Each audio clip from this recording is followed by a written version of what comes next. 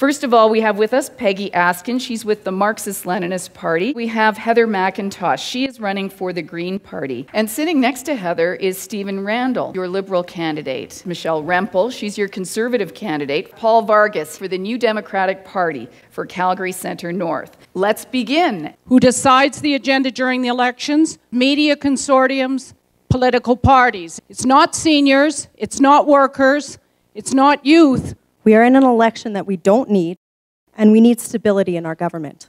Our Conservative government has provided Canadians with economic stability through the global recession while putting forward legislation that has helped everyday families, seniors, and businesses. Our community and our country does not need an unstable coalition government, potentially led by the NDP. We've heard too much about what government can't do. I want to focus on what government can do. Make healthcare more accessible. It can improve our economy. We would not be having an election had the Conservative government not be held in contempt of Parliament. We favor a national tuition student loan program available to all post-secondary students, regardless of parental income. Once you're in post-secondary, you are an adult, you deserve to be treated as such. We need to expand student debt forgiveness. Our proposal of a tax credit for volunteer work, I think, is a step very much in the right direction in this regard. Why are universities not considered part of the public education system? I think it's important to note that programs that we've put in place, like the tuition tax credit and the textbook tax credit, would be eliminated under opposition party platforms. The Conservative candidate indicated that the tuition tax credit would be discontinued with the other party platforms. That's absolutely false. I think, to be clear, we need to understand that the Liberal Party platform would actually increase taxes in a variety of ways, including this. We need to ensure that our healthcare system is no longer left to go to shambles, as recent Liberal and Conservative governments have allowed. I would like to remind you the NDP brought in public healthcare to Canada. To allow private competition will only give the richest in our society an opportunity to leave the rest of us behind. Over the last several years, my mother and my sister and I, who's in the room tonight, have begun to look after my grandmother who's now encountering the onset of dementia. I know that ensuring her quality of life and ensuring care for her complex medical needs is something that I feel very strongly compelled to fight for. We live in a constituency before it was carved up that had one hospital blown up, the Calgary General, another hospital closed, the Holy Cross, another hospital closed or moved, then became private, the Grace. We need a new Canada Health Act because the existing Canada Health Act allows private delivery, allows delisting of services. We're specifically proposing the National Pharmacare Program to bulk negotiate drug prices that will help us to bring costs down in an area that is the fastest rising health expenditure in the country. We need greater efficiencies in the healthcare system. We need more people who actually know something about the healthcare system administering it. We also need to do a great deal more for citizens with disabilities. Some of them would be much better off had the Conservative government not blocked 3 Liberal bills to assist displaced employees of Nortel, of Hollinger, and a number of other companies because their disability insurance, when those companies went bankrupt, was cancelled. Resources must be upgraded, processed, and manufactured in Canada and near the source. No shipping our jobs and added value down the pipeline. The track record of the opposition coalition parties, even in their current platforms, speak volumes about their party's plans for our province. Carbon taxes, bans on offshore tanker traffic, and non-support for pipeline development all have potential billion-dollar impacts on our economy. One of the members of the opposition coalition here tonight implied that Albertans should just get over the effect that the last National Energy Plan had on our province and our country. Well, I was in Alberta during the last NEP, and it was an economic disaster for the province, caused a massive fracture in the national unity. And I have to tell you, when I've been out door knocking and meeting thousands of people as well, I am hearing voters telling me that they feel taken for granted and dismissed by the current government.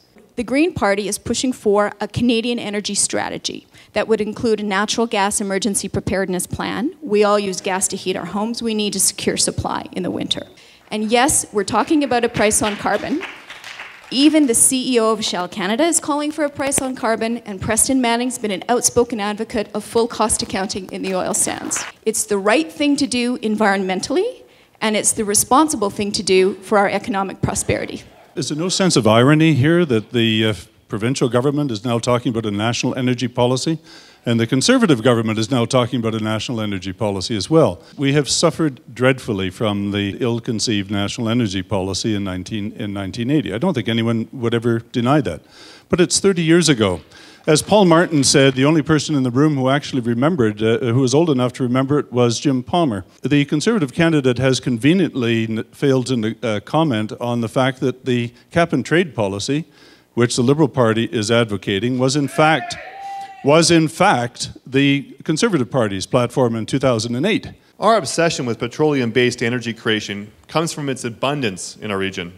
It is unreasonable to shut down the oil sands overnight, but the NDP does recognize that subsidizing these biggest, most profitable corporation in Canada is not the solution. We will reintroduce legislation which did pass through the House of Commons, but was defeated by Harper's unelected Senate, to ensure Canada will meet its obligations to reduce our harmful emissions. A cap-and-trade system is internationally recognized as the way to go, endorsed by everyone, including Harper, until he decided climate change doesn't exist at all. So the Green Party is actually in favor of tax shifting. So that's using the fiscal framework effectively to incentivize the kind of behavior we want, like working, and create disincentives to the kind of behavior we don't want, like pollution.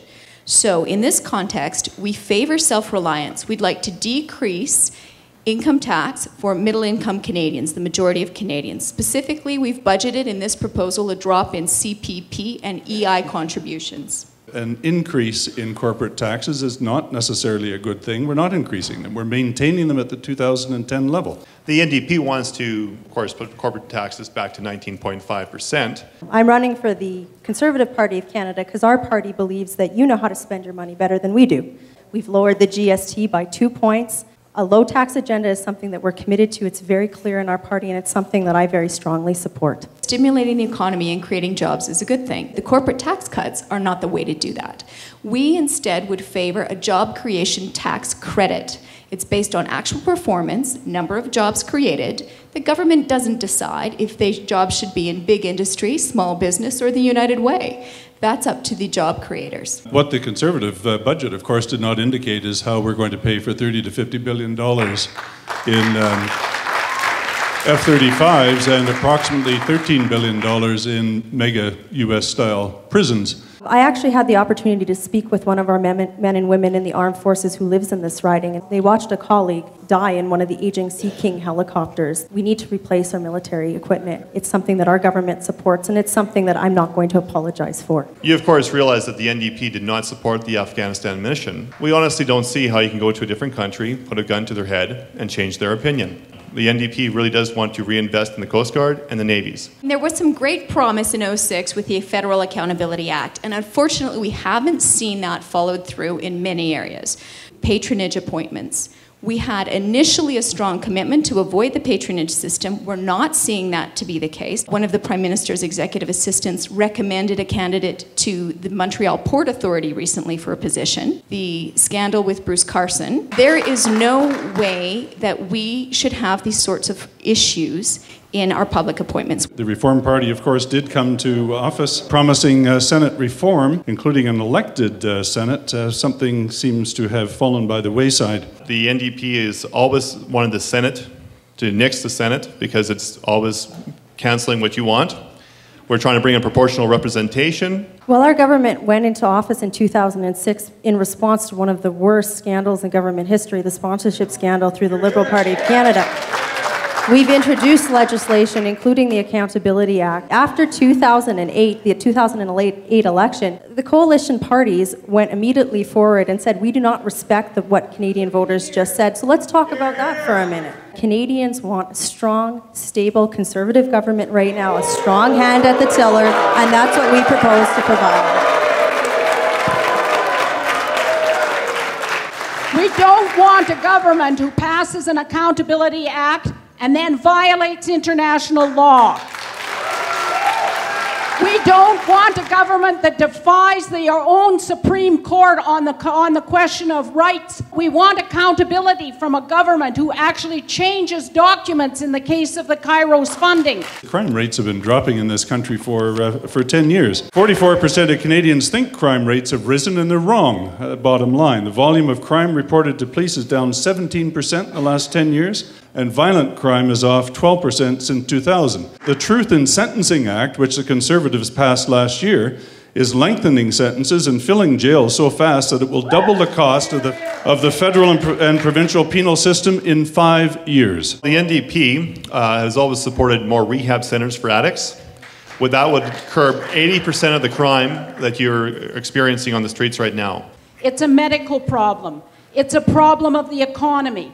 It's a social problem. It's a societal problem. And it will not be solved by Harper's law and order agenda. The primary principle of this government since day one has been to look after the victims of crime, protect their rights, and ensure that serious, dangerous crimes are punished and that violent repeat offenders don't end up back in our communities. First, I've got to comment on the crime bill. This was the bill for which Michelle's party was held in contempt of Parliament. And I think it is utterly irresponsible to ask MPs to vote on a major bill without knowing how much it's going to cost the Canadian taxpayer. It costs over $300 a day to keep a person in prison. We think that we need to redirect policing resources away from petty infractions towards serious crime and crime prevention. Stop treating symptoms and start treating causes. I find it interesting that a party, the Conservative Party, which is so tough on crime, doesn't care about gun control. Alberta has the highest number of workers per year killed on the job. So I think if these governments weren't soft on crime, these corporations would be going to jail for killing and injuring workers. If the Harper's plan of locking people up and throwing away the key was the best way to combat crime, then wouldn't the U.S. have the lowest crime rate in the world? You know, we talk about the cost of housing criminals in penitentiaries, etc. But what is the cost of a victim of crime? And that's something that, you know, we're focused on as well. The first past the post system as we currently have it, that's a major problem. In 1992, we had a referendum in this country on the Charlottetown Accord. I have never, ever, ever seen such involvement by Canadians. We've never had a referendum since. We need more.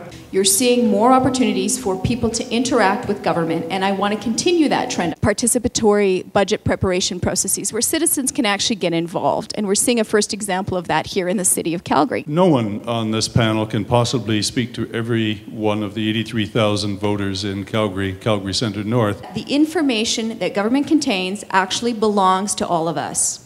We've paid for it, it's ours. Within that vision, we need to streamline the process by which citizens can make requests to government. We need to shift so that the default position is it belongs to the people, and then government needs to justify why they're withholding it, rather than the reverse.